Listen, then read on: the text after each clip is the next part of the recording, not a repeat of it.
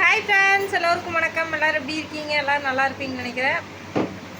இப்போ ஈவினிங் வந்து என்னென்ன வேலைகள்னு பார்க்கலாமா? இங்கே வந்து எனக்கு ஒரு வேலையுமே இல்லைங்க ஃப்ரெண்ட்ஸ். ஃபுல்லாக ரெஸ்ட்டு நியாயம் அப்படி தான் இருக்குது. ஏன்னா பெரியமாவே பாத்திரம் கழுவிக்கிறது எல்லாம் பண்ணிடுறாங்க. நான் சாப்பாடு வேலை மட்டும்தான். சமையல் செய்வேன், குழந்தைங்க குளிச்சுட்டு நானும் குளிச்சுட்டு அந்த ட்ரெஸ்ஸை மட்டும் துவைச்சி போடுறது தான் வேலை. அங்கேனா கொஞ்சம் நிறைய வேலை இருக்க மாதிரி இருக்கும், இங்கே வேலையே இல்லாத மாதிரி இருக்குது. அங்கே நம்ம பாத்திரங்களை வருது எல்லாம் நம்மளே செய்வோமா, இங்கே அப்படி இல்லை. ஓகே, வாங்க இன்றைக்கி என்ன சமையல் பார்க்கலாம். சுகாஷ் செஞ்சுருக்க வேலையை பாருங்க. மணி பிளான்ட் இங்கே கிடந்துச்சாமா, கீழே கிடந்துச்சா, அதை எடுத்து அழகாக வச்சாச்சு. பாட்டிலில் தண்ணி ஊற்றி வச்சாச்சு. எப்படி அழகாக இருக்கான்னு சொல்லுங்கள்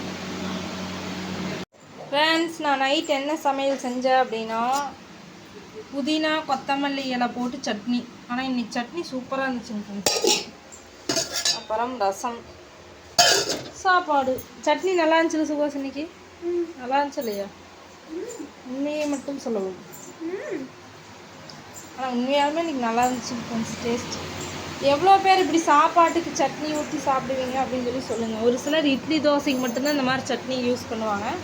நாங்கள் வந்து சாப்பாட்டுக்கும் யூஸ் பண்ணுவோம். உங்கள் பழக்கம் எப்படின்னு சொல்லுங்கள். ஆராதனை கூட்டி தூங்கியாச்சு. சாப்பாடு ஊட்டிட்டு பக்கத்தில் கொஞ்ச நேரம் படுத்தோம்னா தூங்கிடுவாங்க மேடம். பெரியப்பாவும் சாப்பிட்டு தூங்கிட்டாரு. என்னன்னு தெரியல, இந்த 2 நாளாக கொஞ்சம் பனி ஓவர் இல்லை, குளிர் இல்லை. அதனால் ஃபேன் போட்டுக்கிறோம்னா குளிர் தாங்க முடியாது, ஃபேனே யூஸ் பண்ண மாட்டோம். தண்ணி வந்துருச்சுங்க ஃப்ரெண்ட்ஸ் ஃபைனலாக. அதனால் எல்லாத்துலேயும் முடிச்சு நினச்சி வச்சாச்சுங்க தெரியுமா.